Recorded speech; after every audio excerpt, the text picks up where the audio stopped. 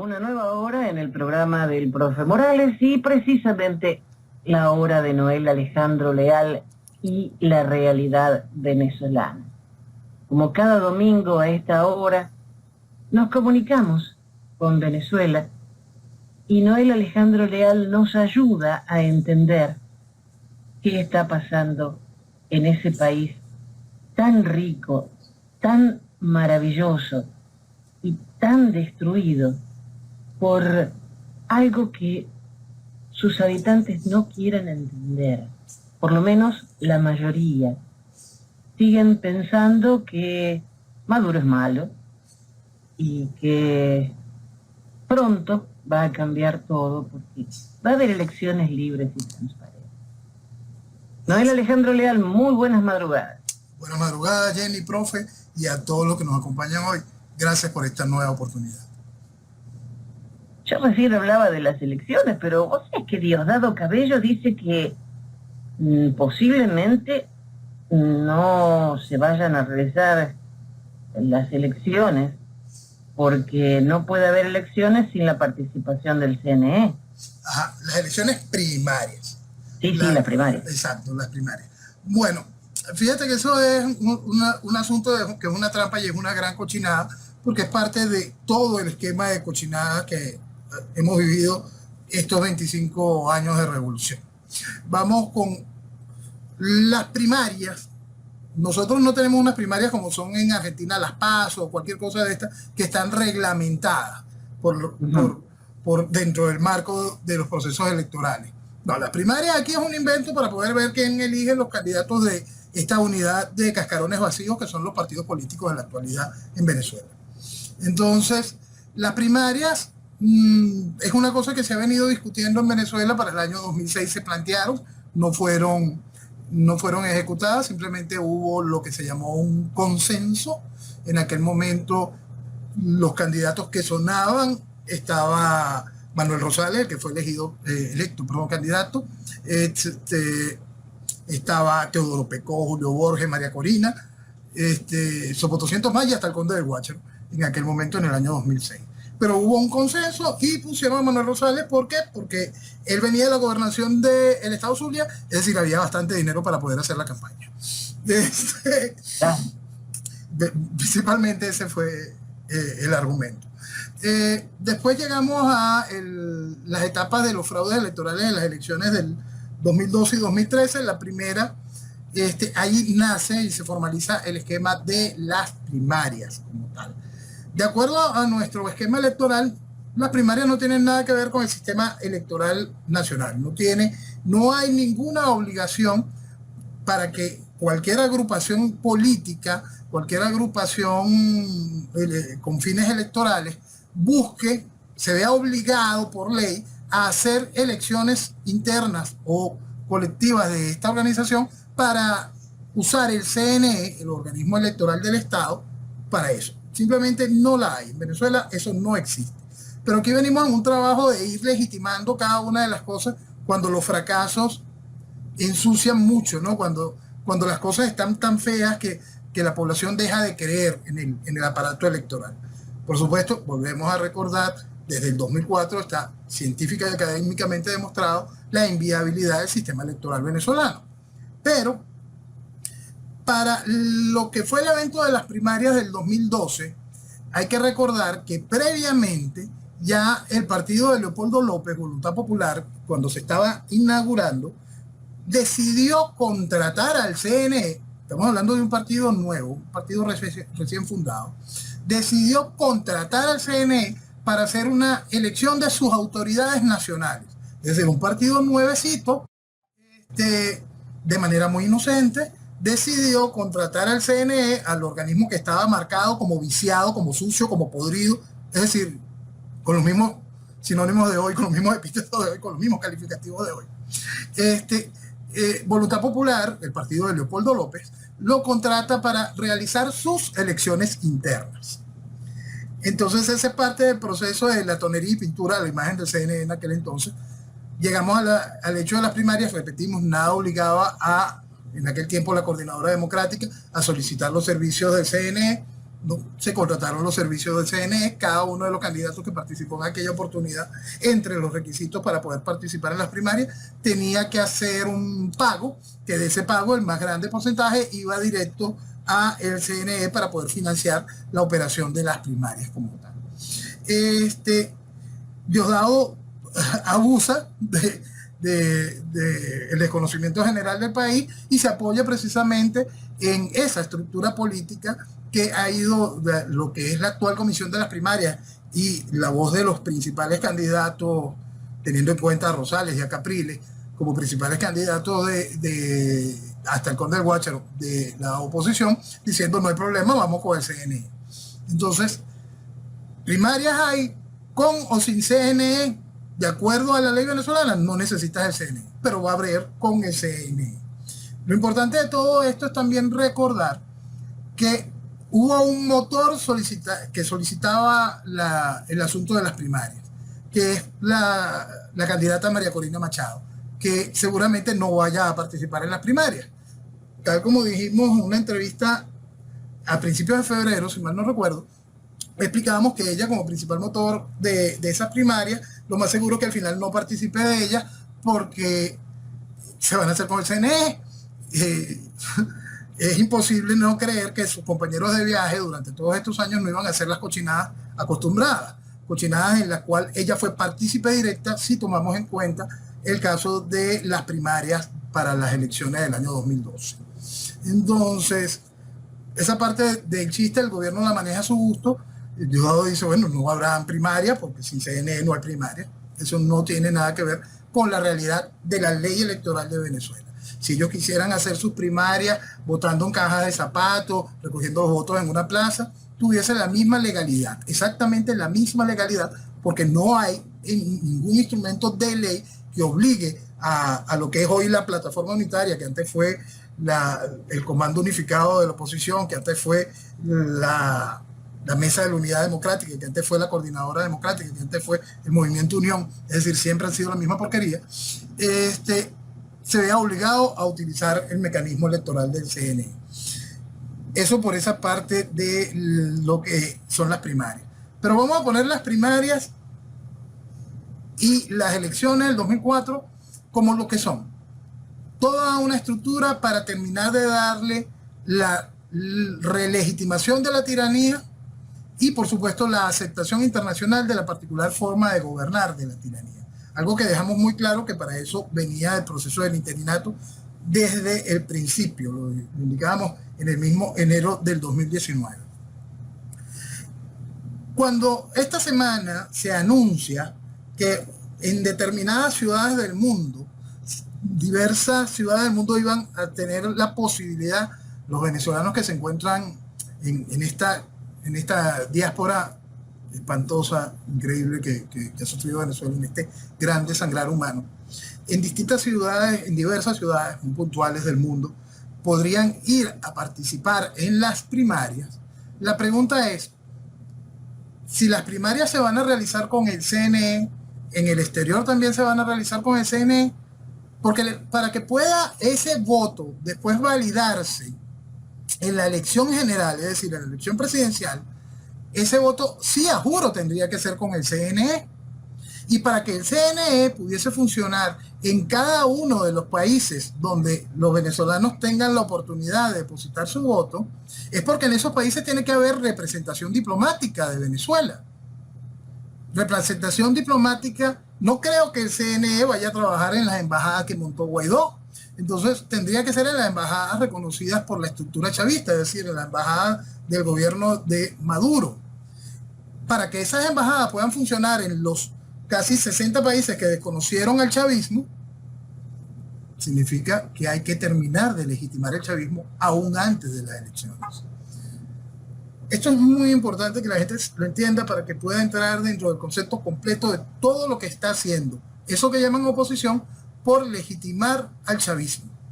Es impresionante este trabajo para obligar técnicamente a cada uno de los países que en algún momento se unieron a la decisión de desconocer al chavismo como gobierno, obligarlos a que reconozcan al chavismo como gobierno para poder facilitar su proceso de legitimación electoral.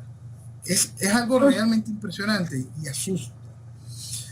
sabes que dentro de eso también hay que ir aclarando una serie de realidades numéricas para poder afrontar la verdad del fraude electoral próximo. En la payasada asquerosa de lo que fue la elección de la Asamblea Nacional del año 2015, se le otorgó a la oposición, se dejó claro que la oposición sacó alrededor de 7.200.000 votos. Cada uno de los presidentes de la Asamblea Nacional se basan también en los resultados del CNE, donde dice que hubo una participación, que votaron por esa Asamblea Nacional del año 2015 más de 14 millones y tantos de venezolanos. Eso significa que si la oposición obtuvo 7.200.000 votos, el chavismo tuvo casi 7 millones de votos. Tengamos ese número allí clave, el 7, vamos a dejarlo ahí. Eso era el año 2015. Del año 2015 al 2023, al 2024, que será en el momento de la supuesta elección, la diáspora venezolana ya habrá superado los 8 millones de votantes. Perdón, 8 millones de habitantes. Ahí no todos son votantes. Pero 8 millones de habitantes se encontrarían fuera del país durante todo el proceso de los últimos, vamos a colocar los últimos 15 años de destrucción del chavismo, porque si sumamos los 10 años previos, por supuesto el número sigue creciendo aún más. No todos están en estas ciudades principales donde puedan ir a votar. No todos tienen la posibilidad económica de poderse trasladar a esas ciudades para poder ir a votar. Fíjate que ya hablamos, ya legitimaste porque al querer realizar elecciones con el voto en el exterior, ya legitimaste el gobierno para que pueda participar. Ya esa parte del trabajo está absolutamente hecha. Pero ahora vamos con la parte de legitimar el triunfo electoral del gobierno. Si nosotros tenemos que la gran mayoría de la población venezolana que tuvo que emigrar, por supuesto, no está vinculada de manera con afecto electoral hacia el chavismo, solo los que han emigrado para hacer negocios con dinero del hambre de los venezolanos. El resto, por supuesto, no estaría acompañando el voto del chavismo. Pero el asunto es que su voto, por supuesto, no lo va a poder registrar en el exterior. Volvemos. O no tienes los medios o no estás en las ciudades principales donde pueda haber posibilidades de que el CNE se instale para la fecha. Que la embajada del chavismo esté reconocida en ese país y pueda funcionar en la recolección del voto. Si a eso le sumamos la gran dispersión que existe en el país con respecto al voto, la gran desconexión que existe en el país con respecto a lo importante de la política, algo que desglosamos hace unos meses en una encuesta y los números eran asombrosos porque asustaba la desconexión que hay en nuestra sociedad con respecto al hecho político y la ausencia de futuro que marca la realidad que Venezuela exhibe hoy. Lo que tú estás colocando es que si aprobaste que en el 2015 el chavismo sacó casi 7 millones de votos y que en el 2015 la oposición sacó un poquito más de 7 millones de votos, empieza el descuento de estos 7 millones. Empieza en el descuento de los 7 millones de la oposición. Porque no es que los chavistas que se quedaron aquí van a votar por la oposición, porque aquellos votos son de mentira. Son de mentira, no habían esos 7 millones. El chavismo jamás ha pasado de 2,5 millones después de 1999. Eso está comprobado cada vez que hay abstención general en el país o cada vez que el chavismo hace sus elecciones internas. Pero esa mentira, Maduro la volvió a validar para las elecciones del 2018. Y es que son las elecciones que le dieron este periodo que se desconoció, pero se reconoce para que puedan haber elecciones en el 2024. Es decir... Ahora, pregunto, por ejemplo, son 71 ciudades donde se va a votar en el exterior. Exacto. En Estados Unidos hay como 13. Pero el gobierno de Maduro no está reconocido acá. No está reconocido en la gran mayoría de los países donde en esas ciudades está habilitado el voto. Está Alemania, está Argentina, bueno, hay... No, Bolivia seguro que sí. Sí, Argentina y Bolivia sí. Brasil también, Canadá, Canadá no. Chile. Pero entonces, si yo aquí acepto que se vote, o sea, en Estados Unidos, por ejemplo, en 13 ciudades se puede votar. Exacto. Lo único que estoy diciendo es que las elecciones son perfectamente legales y normales. No solo legales y normales, sino que para que pueda haber es que el gobierno es legal y normal. Por eso está todo bien. Porque, recordemos, si Diosdado dice la cochinada que está diciendo hoy, no pueden haber primarias, lo cual es ilegal lo que está diciendo, pero no importa. No puede haber primarias sin CNE. Por supuesto que para las elecciones reales, las de presidencia, no pueden haber elecciones sin CNE. Para que el CNE funcione en el exterior, tiene que funcionar de la mano de la estructura diplomática del Estado. La estructura diplomática de qué Estado va a ser la reconocida para el accionar del CNE. Primero tienen que legalizar al chavismo. Primero tiene que ser reconocido el chavismo como gobierno. Entonces, entienda, perdona un momento, Jenny, entiendan el tiro en una pata que le están obligando a hacer la oposición. Lo que le están diciendo es que vamos a primero a legitimar al gobierno actual de Maduro y vamos a facilitar su legitimación electoral, que ni siquiera el fraude va a ser necesario, porque es que los números no dan. Los números no dan, porque aquí se generó una hemorragia humana increíble, y esa gente que está en el exterior no se puede desplazar en su totalidad a cada una de esas ciudades. Por más que cada uno de estos países venga y legitimen al chavismo totalmente y se hablan cada uno de esos puntos electorales, no alcanza. Esa cantidad de gente que está allá afuera no tiene con qué desplazarse hacia todos esos centros electorales. Eso significa muchos menos votos para la oposición. Esa es la realidad. Entonces, el país que todavía quiere mentirse de la manera más asquerosa con respecto a la idea de que se puede votar en tiranía, debería terminar de comprender del abuso que están haciendo con ellos, de la cochinada a la que están impulsando para poder legitimar nuevamente al chavismo. Es algo tan increíblemente asqueroso lo que están haciendo con la ceguera de millones de venezolanos, con una esperanza cifrada en un total vacío, con una movilización por unos candidatos que todos y cada uno odian a Venezuela. Tan sencillo como eso, porque cualquiera que quiera jugar electoralmente en una tiranía es porque odia a Venezuela. Ahí nada más vamos a colocar ese par de exposiciones. No vamos a hablar de que si los tipos tienen metas, planes, ideas. No. Que si aquel es ingeniero, aquel es doctor anda todo a saber qué. Vamos a hablar de la realidad política. La realidad política te dice hoy que para que pueda haber elecciones en el exterior tienes que legitimar formalmente al chavismo hoy. Legitimar el gobierno actual de Maduro, el que fue desconocido. La segunda parte es que los números no te dan. Porque el chavismo va a seguir diciendo, yo tengo casi 7 millones de votos. Y los van a colocar en la mesa muertos de la risa. Pero la oposición sí tiene que llevarlos. Sí tiene que hacer que ese bulto, que todavía cree en ellos, crezca muy por encima de los 7 millones de votos. Pero la realidad electoral te dice que no. Tan sencillo como eso. Y es ahí donde lo que tiene que preocuparnos, a los que despertaron, a los que ya están claros en que no existe ni ha existido salida electoral, es llamar la atención de los que todavía creen en esa fantasía, para que terminen de despertar a la realidad, a la cochinada, a cómo lo están usando a cada venezolano para seguir hundiendo a Venezuela, para sepultar a Venezuela bajo la asquerosa lápida del chavismo.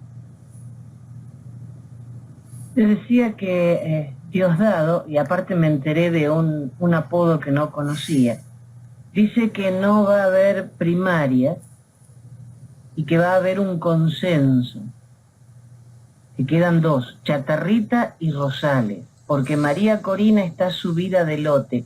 ¿Qué es subida de lote?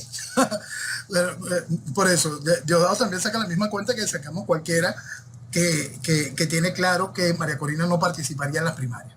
María Corina se muestra fuera del consenso de la estructura política tradicional de la MUD. Ella acompañó toda esa estructura todos estos años, pero ahora yo estoy por fuera.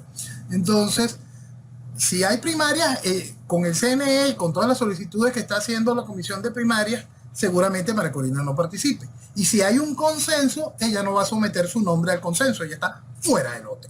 Entonces, ya está muy por encima del lote, ella seguiría como candidata si los números le siguen dando, pues.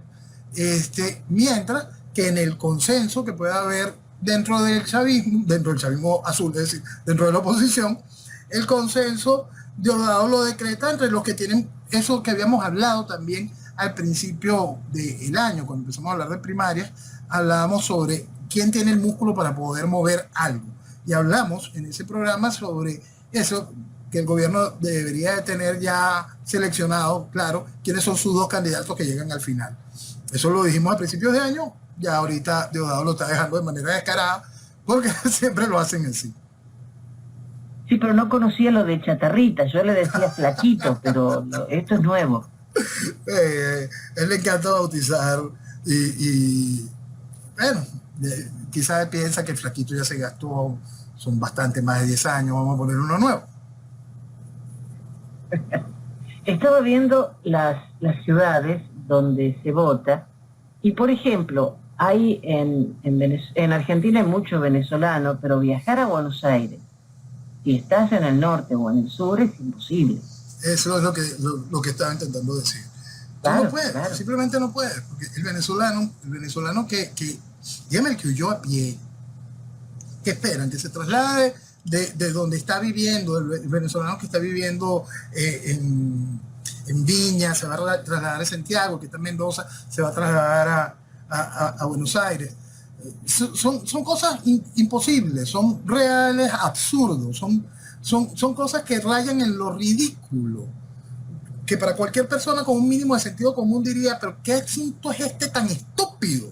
Porque lo que si tú quieres es recuperar el país por voto, si hubiese la más mínima posibilidad de recuperar, de que la elección en el país fuese limpia, y que de verdad el voto en el exterior fuese a contar con un diferencial posible para hacer eso, simplemente la lógica numérica de la diáspora y la realidad que vive cada venezolano en cada uno de los países donde está regado por todo el mundo, te dice, es ridículo el planteamiento.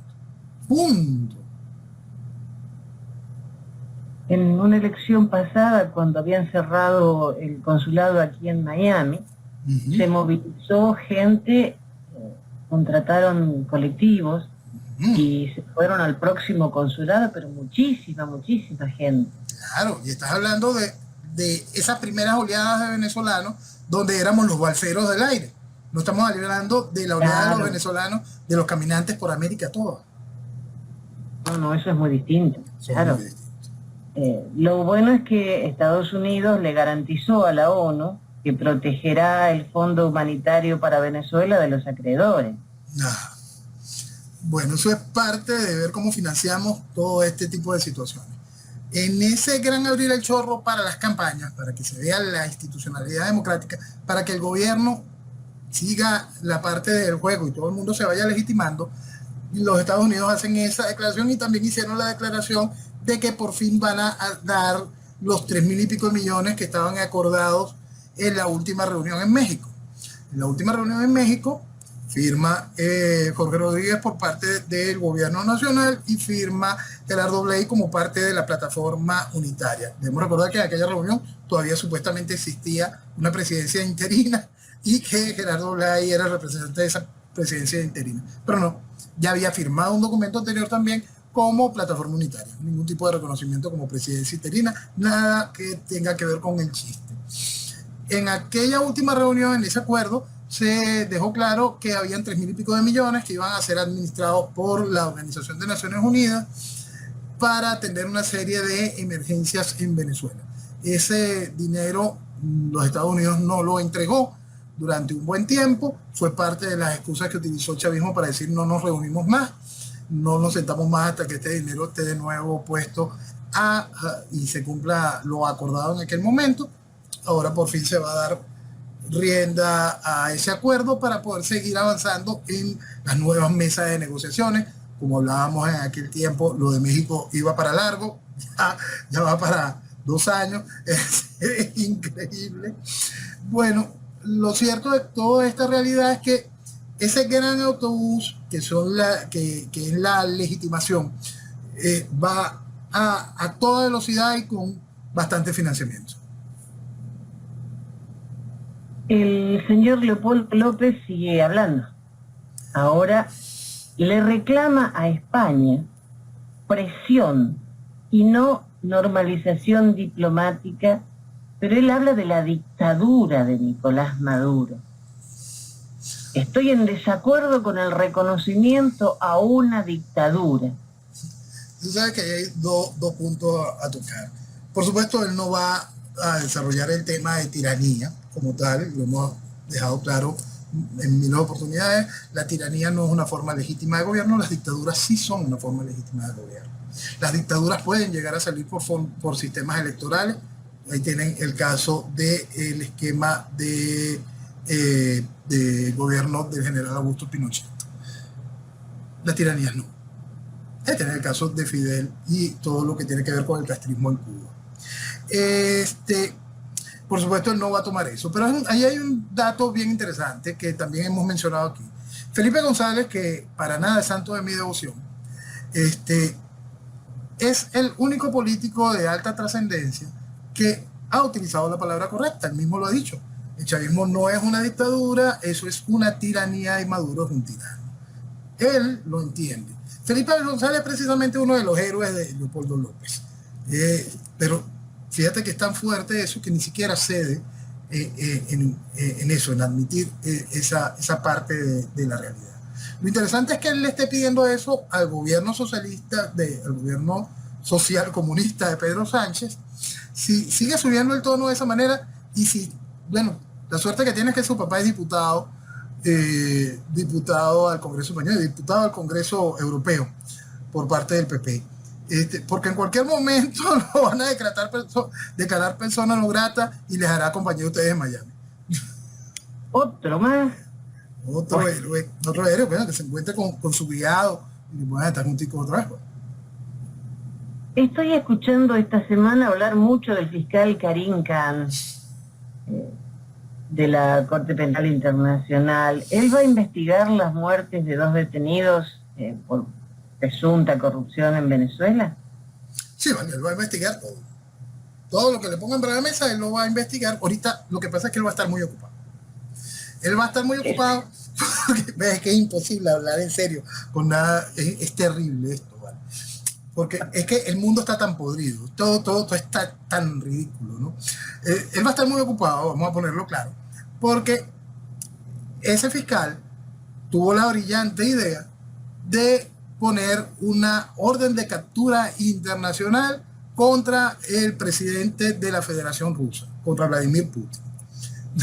Nosotros hemos hablado ya varias veces de la Corte Penal Internacional y del ejercicio de lo que son sobre todo esas órdenes de captura internacional al presidente en ejercicio.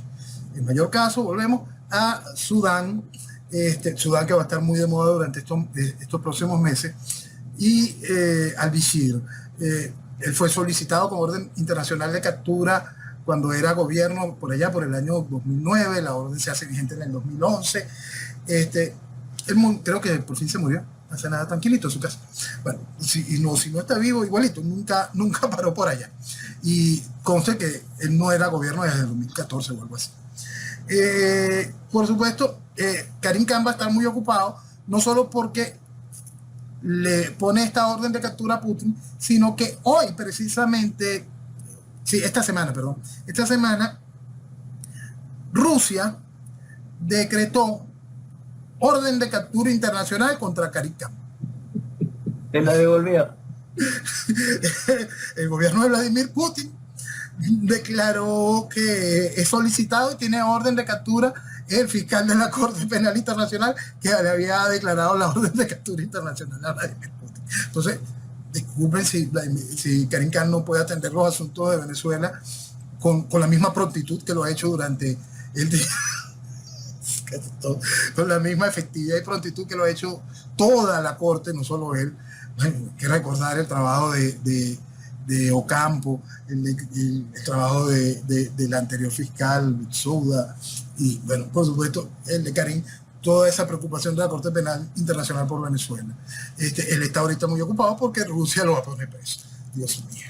Entonces... Y ahora Rusia también prohibió a 500 estadounidenses la entrada a Rusia, entre ellos Barack Obama, presentadores de televisión y declaró a Greenpeace organización indeseable. ¿Te acuerdas? Hace años, Jenny, nosotros hablábamos la Guerra Fría que viene. Y hablábamos, mientras estuvo el gobierno de Trump, diciendo la importancia de que estuvieran hombres de la talla de Trump, cuando en el otro lado lo que está es Putin y Xi Jinping. Bueno, pusieron a Biden. ¿Podemos hacer un alto en Venezuela? Y ya que dijiste lo del expresidente, ¿podemos hablar un poquito del informe Durham? Oye, sí, es bien importante hablar del informe Durham. Y sí, esto sí merece. Es difícil la situación, sobre todo por el silencio que uno ve en los grandes medios con respecto al informe Durham.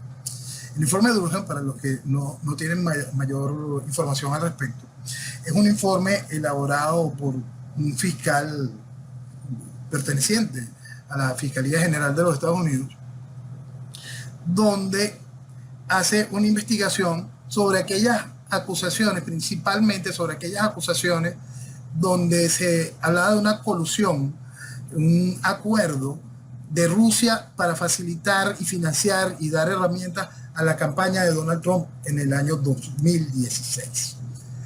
Esas acusaciones fueron puestas en la mesa en plena campaña y durante todo el periodo de ejercicio del presidente Trump se atacaba al presidente Trump con esas acusaciones, y hasta en las campañas, después la campaña del 2020, fue de nuevo, esas acusaciones eran una constante.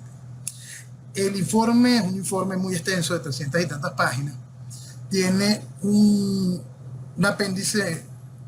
No es un apéndice, quizá la columna vertebral del informe es el señalar cómo la CIA tuvo reuniones directas con el presidente Obama en aquel entonces, en plena campaña, y con el hoy presidente Biden, para aquel momento vicepresidente, y la CIA les informó que Hillary Clinton estaba usando al FBI para montar toda una trama falsa de esa información, que el FBI montara información falsa que dijese que Donald Trump estaba trabajando en colusión con Rusia.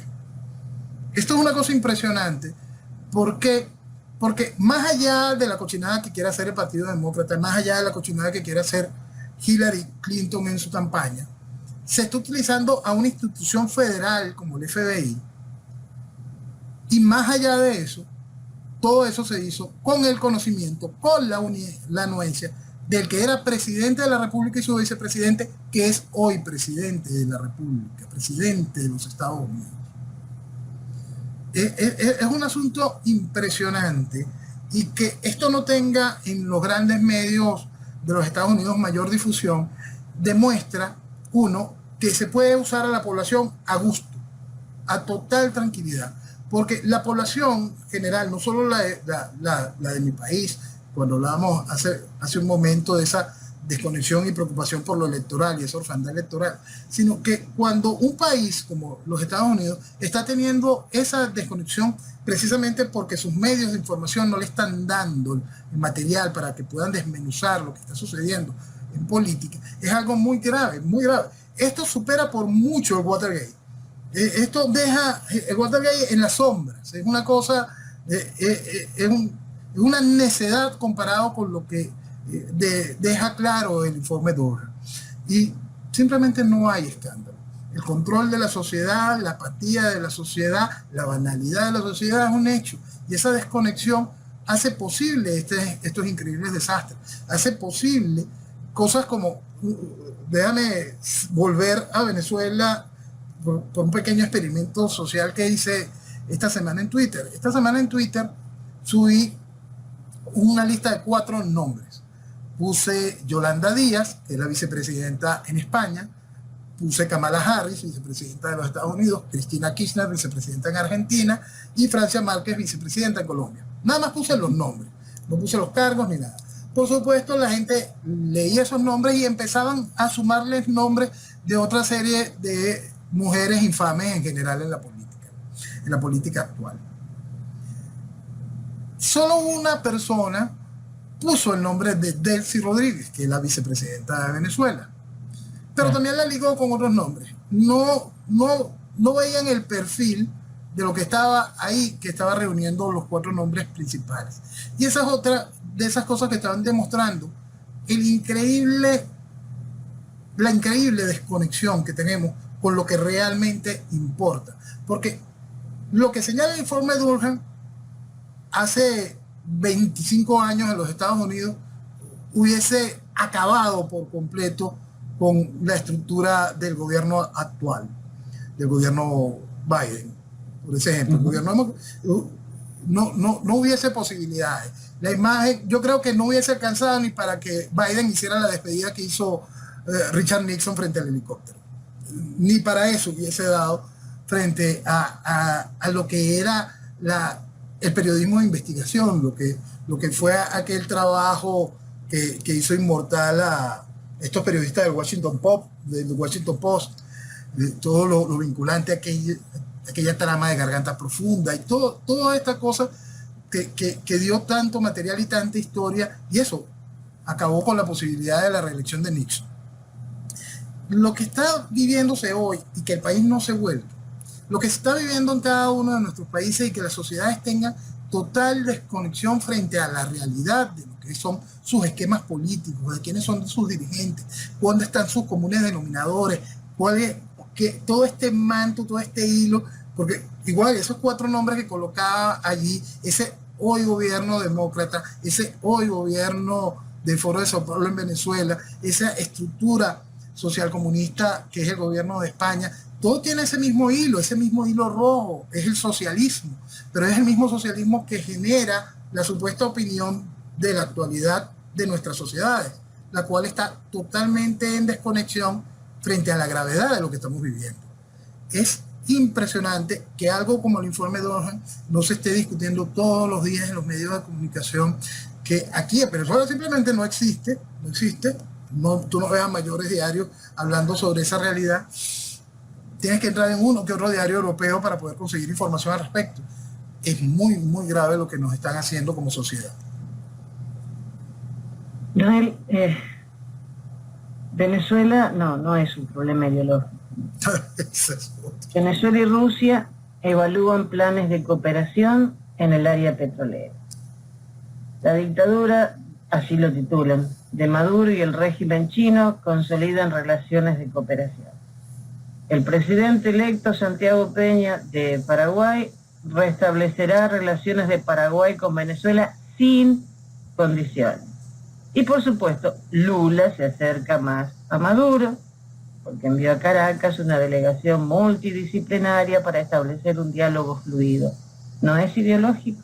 No es ideológico, no hablamos nunca de un eje, de una colección, nada de eso. Todo lo que en mi país se niega está allí evidente.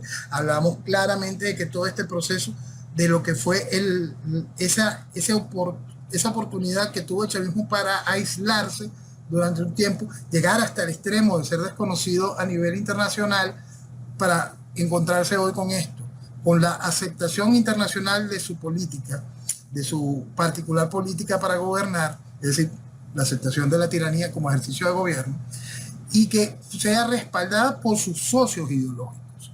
Los mismos socios ideológicos que le dieron aire a Chávez durante todos los años, los mismos socios ideológicos que le dieron aire a Maduro a pesar del desconocimiento por casi 60 naciones, y los mismos socios ideológicos que están haciendo hoy posible esta vuelta por todo lo alto a el chavismo al escenario internacional en representación de Venezuela.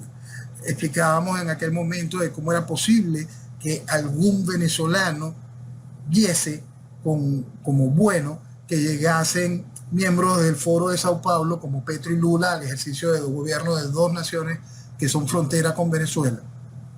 Pero en mi país eso era aplaudido por la dirigencia política, por la dirigencia comunicacional, por la dirigencia académica. Entonces, ahí es parte de lo que hemos ido explicando todo desde el inicio, todo el proceso, cuando abrimos bien el esquema, cuando entendemos lo que se quiere decir cuando se habla de neocomunismo, cuando queremos entender la raíz fundamentalista islámica, podemos llegar a comprender con toda facilidad lo que en 1998 explicaba. que lamentablemente Venezuela entraba en un proceso revolucionario, neocomunista, fundamentalista. Cuando uno ve el eje de apoyo que dio la supervivencia mientras hubo el desconocimiento, se acerca aún más, está más claro, pues está en luces fluorescentes ese proceso neocomunista fundamentalista. Y hoy, cuando vemos todo esta unión que es el Foro de Sao Paulo, ejerciendo gobierno con sus protagonistas, es decir, un personaje como Petro, un personaje como Lula, en países como Colombia y Brasil, es una cosa realmente impresionante que en mi país haya gente con vocería, con capacidad, con credibilidad, felicitando la llegada de estos gobiernos, pidiéndole que intercedan ante la tiranía de Maduro. Es algo realmente asqueroso. La semana pasada le dimos la bienvenida a la presidencia nueva de Paraguay y explicábamos que ese va a ser un gobierno de estos en pausa, un gobierno, con suerte Paraguay vivirá un gobierno como el de Macri, puede vivir un gobierno tan o más mediocre como el de Duque en Colombia. Sí. Pero en el momento en que Venezuela está pidiendo que Maduro deje de lado campaña adentro y ahora propone 0800 Bigote y ponga unas ambulancias con él como superhéroe y con el Drácula por Rafael Lacaba, es una tomada de pelo impresionante. Es ridiculizar y humillar más al país. También eso es parte de la estrategia política para seguir generando que el éxodo siga. Hay una cosa que al chavismo le preocupa, ¿no? Que es una vieja frase que le dijo Fidel a Chávez. Mira, Chávez, mi problema, le decía Fidel, mi problema, yo lo mandé para Miami. El problema que tienes tú es que tienes el problema en el país. Entonces, por supuesto, comenzó a estimularse la diáspora, se hicieron una serie de políticas de Estado, la inseguridad como política de Estado, la devaluación como política de Estado, la corrupción exagerada como política de Estado, la desaparición del sistema de salud como política de Estado, acabar con la infraestructura nacional en todo sentido como política de Estado. Eso va haciendo que, por supuesto, la gente escape de Venezuela. La masa venezolana profesional con capacidad de huir fue la primera en arrancar. Con este tipo de cosas va buscando que el país se sienta más humillado y que la gente que estaba decidida a aguantar, a pelear, que ha aguantado todo lo que sucedió estos 20 y pico de años y todavía está aquí buscando esperanza para recuperar el país, se sienta humillada, se sienta realmente disminuida, asqueada, al encontrar no solo que el chavismo lo haga, no solo que desde la dirigencia se haga semejante cochinada, sino cuando te sientes peor, cuando ves a tus compatriotas riéndose, aplaudiéndose, tomándoles una foto al lado de esa ambulancia, aplaudiendo las cochinadas que hace la cava. Eso es lo que va generando un nivel donde se humilla más al venezolano que quiere recuperar el país, que quiere elevar a la sociedad. Hace que tenga más ganas de huir el venezolano que aún encuentra no solo la posibilidad de hacerlo, sino que cree que todavía tiene posibilidad de ser bien recibido, porque esa es otra parte. El chavismo estimuló tanto esa huida de venezolanos que también se fue mucha gente mala, y entonces ahora no somos bien vistos en casi ningún país. Ahora eso que era recibido con avidez en cada uno de los países, el venezolano culto, trabajador, conocedor, buena gente, ¿no? También llegó mucha porquería, mucho venezolano malo. Como todo país tiene sus cosas buenas y sus cosas malas, Venezuela tiene sus cosas malas y durante estos ya un cuarto de siglo de chavismo se ha estimulado mucho resentimiento, se le dio autoritas a la porquería y la porquería cree que tiene la posibilidad de decir yo soy venezolano y hago lo que me da la gana. Y hay mucha porquería haciendo eso. Hay mucha porquería dañando el buen nombre de Venezuela. Todo lo que Chávez diseñó, por eso siempre hemos explicado desde el principio que Chávez vino a destruir, Chávez y el chavismo llegaron a destruir a Venezuela y al venezolano, no importa dónde esté. Entonces, esa humillación que se le genera al venezolano aquí cuando el venezolano logra huir, se encuentra con, lamentablemente, hoy en día mucho rechazo, muchos de los países donde llega, porque todo eso lo hizo el chavismo. Destruir el buen nombre, hacer que nuestra bandera fuese usada como un coleto. Y aparte de todo lo que ya conocemos, estaba viendo el ecocidio en el golfete de Coro, derrames de crudo, fugas de gas, están destruyendo todo el lecho marino y obviamente no le importa a nadie. No le importa a nadie. Nosotros hablamos sobre la política ecocida del chavismo mucho antes del desastre increíble del arco minero. Lo que está sucediendo ya en el golfete es impresionante. Se generaría todos los escándalos de todas estas organizaciones que nada más lloran con el ojo izquierdo, todo este ecologismo ideológico. Estarían llorando si algo que fuese la 10ª parte de lo que está sucediendo en el golfete de Coro estuviese sucediendo en algún otro país. Eso no se habla. Pero fíjate que estamos hablando de algo si fuese apenas la 10ª parte de eso.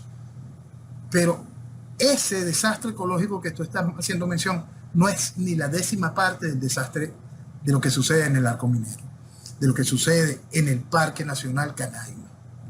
No es ni la 10ª parte de aquello. Y tú no ves a nadie llorando por eso. No ves a ninguna de esas organizaciones que lloran por el ojo izquierdo, a ninguna de estas personas que se comen el cuento de las energías verdes y los autos eléctricos, preocupados porque se está matando el pulmón del planeta. No, de eso no se habla. Ahorita Lula puede empezar a hacer los mismos esquemas de minería que se están ejecutando aquí, sin ningún problema. Pero el problema era Bolsonaro. Sí, claro.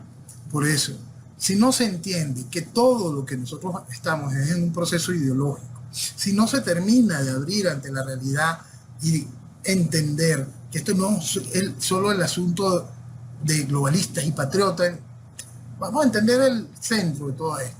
Esto es un proceso ideológico, un proceso neocomunista, un proceso socialista. Volvemos. Si usted encuentra una frase más socialista que en el 2030 no tendrás nada y serás feliz, es que es difícil encontrar algo que suene aún más socialista. Y esa es la demostración de este proceso ideológico. Cómo ese hilo rojo va marcando cada uno de esos puntos, desde hacer silencio en los desastres ecológicos de los países que son procesos de izquierda, hasta validar electoralmente a un proceso de izquierda que implanta una tiranía. Es increíble todo esto. Todo eso lleva a ese acuerdo, ese coro internacional. Por eso es que es tan importante entender este tipo de procesos dentro de ese marco ideológico. Comprender que la revolución es una sola. Comprender que en ese proceso de revolución está enmarcado dentro de una guerra multidimensional contra Occidente, donde Venezuela es cabeza de playa. Que muchos de los efectos que estamos viendo hoy en cada uno de los países, tanto en el electoral como en las políticas públicas, fueron experimentados en Venezuela. Y el resultado es un país destruido, que no es que esté haciéndose algo en específico, simplemente son versiones de todo un libro para destruir países, para esclavizar poblaciones. Y eso es lo que está viviendo Venezuela. Lo importante a entender en el caso venezolano, a pesar del desastre ecológico, a pesar del daño hecho en nuestra población, es que de los pocos países que tienen oportunidad para recuperarse de este tipo de desastre, es Venezuela. De los pocos países que tienen el con qué recuperarse de este tipo de desastre, es Venezuela. Y eso es lo que tiene que alimentar la esperanza del venezolano. La esperanza del venezolano es Venezuela, recuperarla y hacerla valer. No hay país donde te van a recibir como en el tuyo. No hay país donde tengas todo por hacer para desarrollarte, para crecer como el tuyo. Si simplemente se hace lo correcto. Hacer lo correcto lo hemos explicado más en sus 400 oportunidades. Es entender que lamentablemente la idea de democracia es algo que durante mucho tiempo en Venezuela simplemente no va a existir, porque ni siquiera ha existido en este periodo, y recordemos que desde el 58 para acá lo que nosotros teníamos era una pseudo democracia. Entender que el enemigo interno de Venezuela estaba en algo que va mucho más allá de la estructura del chavismo. Va mucho más allá de la estructura política general del país, que el enemigo interno de Venezuela también se encuentra en las academias, se encuentra en distintos sectores del país y han generado este caos. Que el despertar de Venezuela está en comprender la realidad ideológica y cuánto vale el país. Entender ese tipo de posibilidades y la magia de esto. No permitir que la destrucción siga avanzando. No es cuestión de algo tan terrible que hemos vivido todos estos años. El país ha venido en un proceso que muchos de los países que se han encontrado en este tipo de situaciones, que es intentar sobrevivir en el caos. Sobrevivir en el caos es absolutamente natural, es algo increíblemente lógico, pero normalizar el caos, lo único que trae es este desastre. No podemos normalizar el caos. Eso es algo que se ha logrado, la normalización del caos, el caos que impone el socialismo, se ha logrado gracias a esa oposición que va haciendo cosas tan absurdas como llamar a votar en tiranía una y otra vez.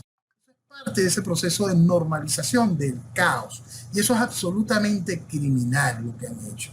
Por eso, si nosotros queremos dejar de sobrevivir para poder vivir, tenemos que execrar el socialismo. Es que hay que reconocer lo hábiles que son para confundir, para largar cortinas de humo. Ahora con el código de vestimenta del Servicio Administrativo de Identificación, Migración y Extranjería, ¿es necesario hacer un video para decir cómo tiene que vestirse la gente para entrar en sus oficinas? Entonces, todo el mundo se distrae hablando de esto. La gente se distrae hablando de eso y se distraen de una mentira. Creo que uno de los puntos que colocan ahí hablan de leggings, ¿no? Sí. Entonces, tendrá que despedir a la mitad de los empleados de ellos si no están usando un uniforme. Eso lo utiliza aquí casi el 70% de las mujeres. Nada más. Entonces, short, minifalda, monos deportivos. No sé qué son los monos deportivos. ¿Ropa de deporte? Ropa de deporte, sí.